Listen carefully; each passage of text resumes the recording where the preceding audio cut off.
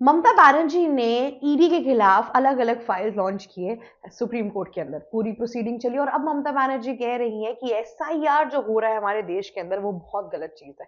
ममता बनर्जी अभी से नहीं, बहुत स्टार्टिंग से विरोध करते आ रही है एसआईआर की, लेकिन अब प्रक्रिया बहुत हद तक आगे चल चुकी है। उसके बावजूद भी इश्यूज और ये जो टेंशन आ रही है इसके ऊपर ममता बनर्जी अब बात करने की कोशिश कर रही है।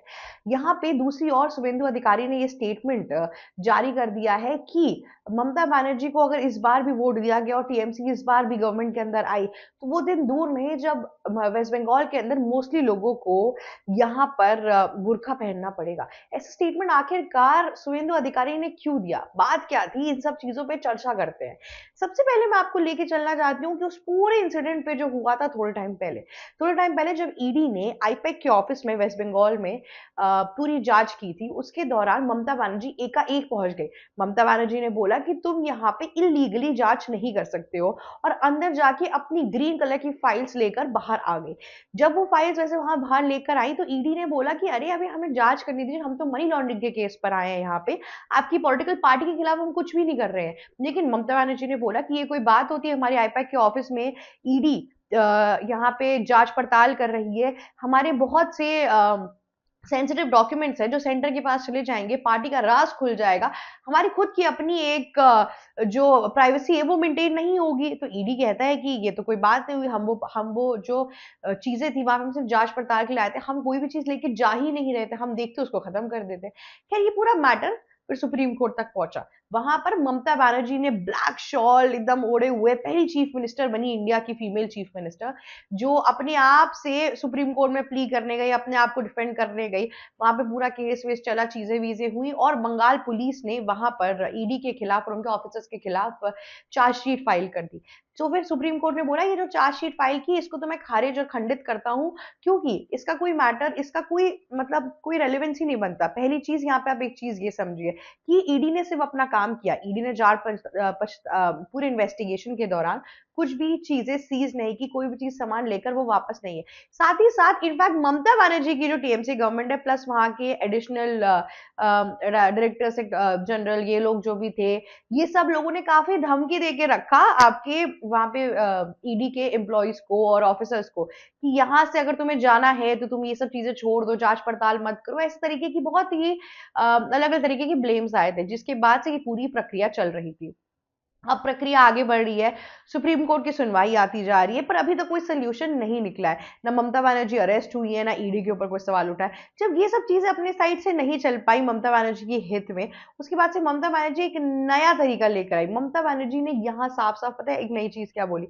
ममता बनर्जी ने बोला कि आप मेरी बात सुनिए, पहली चीज तो ये कि एसआईआर को हमारे देश के अंदर आना ही नहीं चाहिए। जब तक एसआईआर रहेगा तब तक हमारे जमात के जो लोग हैं उनके खिलाफ ये पूरी की पूरी प्रक्रिया चल रही है। यहाँ पे जितने भी लोग कहते लीगली भी वोट करना चाहते हैं वेस्ट बंगाल के अंदर, उनको इलीगली बाहर निकाल दिया जा रहा है क्योंकि एसआईआर आ चुका है। किस बेसिस पे ये सब चीजें हो रही हैं? देखिए अगर मैं पूर्व काल की बात करूं तो 15 साल से ममता बनर्जी इस पूरे सत्ता में है। वो जिस बेसिस पे वोट जीतती थी तो उसमें उनका ये जो मेजर चीज रहती थी वो पहली ये रहती थी कि ममता बनर्जी यहाँ पर सबसे पहले इस पे फोकस करती थी कि आपके 30% मुस्लिमों का वोट, फिर बांग्लादेशियों का वोट, और फिर उसके साथ साथ आपके जो हिंदू थे कुछ वर्ग के 10-15% लोग वो टीएमसी को वोट कर देते थे। क्योंकि पिछले बार के लोकसभा इलेक्शन में आप देखेंगे कि ममता बनर्जी की टीएमसी ने 48 के आसपास का वोटर रेशियो पकड़ा था और यहाँ पे आपके अमित शाह और बीजेपी ने करीबन आप समझ लीजिए कि 36 से 38 के बीच का पकड़ा था। तो आंकड़े में ज्यादा डिफरेंस नहीं था। इस बार ममता बनर्जी को और डरने लगा है, इसलिए नहीं क्योंकि बीजेपी हावी हो रही है, इस वजह से क्योंकि उनको पता है यहाँ पे एक इशू आ रही है, वो ये है कि इस बार उनके पास बांग्लादेशी वोटर बैंक नहीं है। इसलिए ममता बनर्जी ने अलग अलग तरीके की प्रक्रिया शुरू की। सबसे पहले उन्होंने बोला कि हम एक जगन्नाथपुरी मंदिर यहाँ पे बनाएंगे। 15 साल की सत्ता में आज तक ममता बनर्जी ने कभी भी ये चीज नहीं बोली कि हम जगन्नाथ मंदिर यहाँ बनाएंगे, लेकिन आज उन्होंने ये चीज बोली। क्यों बोली? कोई रेलेवेंस नहीं है उसका, वो सिर्फ और सिर्फ हिंदुओं का वोट लेना चाहती है क्योंकि उनको समझ में आ गया है कि 30% मुस्लिमों से कोई काम होगा नहीं।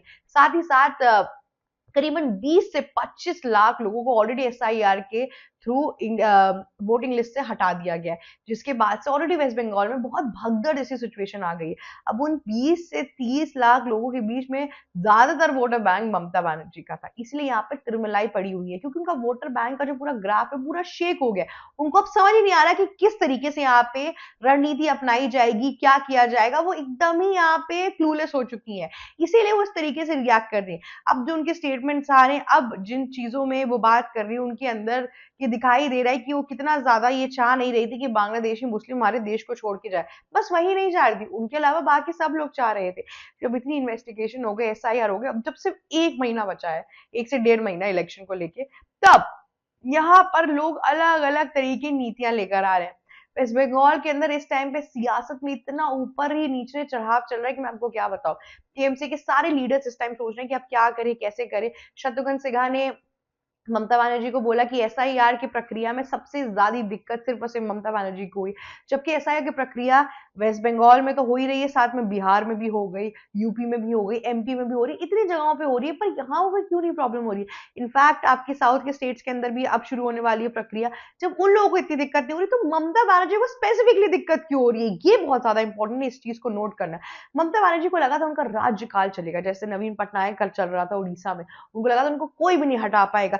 जैसे कांग्रेस ने 70 साल राज किया, वैसे भी अपने आखिरी दम तक सीएम बनती रहेंगी, पर यहाँ पे बीजेपी ने उनका भ्रम तोड़ दिया है। लेकिन इस बार का वेस्ट बंगाल इलेक्शन एक तरफा भी हो सकता है, लेकिन बहुत हद तक चांसेस है कि अगर वहां पे जो वामपंथी विचारधारा के लोग हैं वो पलट गए और उन्होंने टीएमसी को फिर से वोट कर दिया, तब बीजेपी कहीं नीचे जा सकती है। वोटिंग एवरेज अच्छा होगा, ऑपोजिशन में अच्छी खासी सीट आएगी बीजेपी की, पर जीतना अभी भी बहुत ज्यादा क्वेश्चनेबल है। पर ममता बनर्जी जिस हिसाब से डरी हुई है, जो हरकतें कर रही है, उससे तो मुझे लग रहा है कि बीजेपी जीतेगी ही जीतेगी।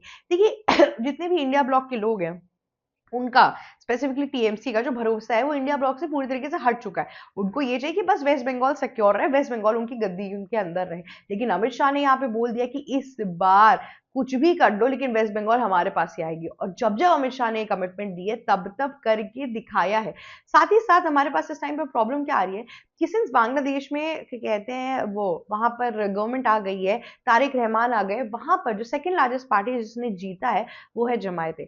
अब उन जमायतों ने जो पार्टी जो इलेक्शन और जिस कॉन्स्टिट्यूंसी से जीता है, वो इंडिया के अगर आप देखेंगे तो नेबरिंग साइड पर ही है, मतलब जैसे जो इंडिया से जो सटा हुआ बॉर्डर है बांग्लादेश का, तो बॉर्डर के जगहों पे जो जो कॉन्स्टिट्यूएंसी है, वहां से उन लोगों ने जीता है इलेक्शन। अब दिक्कत क्या आ रही है कि वहां से अब वो बांग्लादेशी मुस्लिमों को और ज्यादा ट्रेन कर सकते हैं, इंडिया भेज सकते हैं, घुसपैठियों के तरीके से ट्रीट कर सकते हैं। तो इस टाइम पे हमें बॉर्डर सिक्योरिटी की बहुत ज्यादा जरूरत है, और इतने टाइम से ममता बनर्जी को बोला जा रहा है कि आप प्लीज फेंसिंग करा दीजिए, ये सब इस पे ध्यान दीजिए। ममता बनर्जी ने इतने सालों में इन सब किसी भी चीज पे ध्यान नहीं दिया। आज भी वो दिन हम देखते हैं कि 10 से 15 हजार के अंदर बांग्लादेशी मुस्लिम्स इतना ज्यादा एंटर कर रहे हैं भारत के अंदर।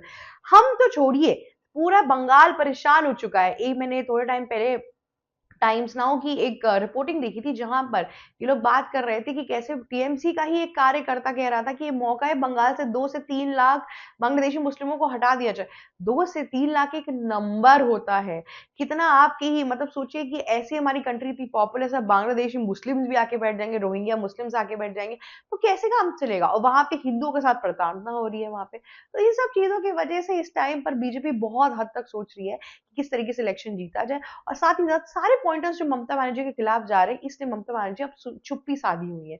अब उनको लग रहा है कि अब यहाँ पे एक नया गेम प्लान करना पड़ेगा, इसीलिए अब वो एसआईआर के खिलाफ फिर से आ गई है, क्योंकि उनको पता है कि जैसे एसआईआर इलीगल हो जाएगा, उनके वोटर बैंक दोबारा आ जाएंगे। लेकिन उनको ये समझ नहीं आ रहा कि ये जोक नहीं है, सपना नहीं है, एसआईआर हकीकत है, और अब समय आ चुका है कि अपनी नींद से उठ जाए, और कुछ भी नहीं। अब देखते हैं कि इसके आगे इस इलेक्शन में ऐसी क्या नई रणनीति लेकर आती है। टाइम तो बहुत कम बचा है, क्या कर लेंगी नया वो देखते हैं। आज के लिए बस इतना ही। अगर आपको ये वीडियो अच्छी लगी तो लाइक, शेयर, सब्सक्राइब और कमेंट करना मत भूलिएगा। नमस्कार दोस्तों, मेरा नाम शिव चित्रांशी है और आप देख रहे हैं ABC Hindi. ABC Hindi news. आज ही जुड़िए हर खबर के साथ।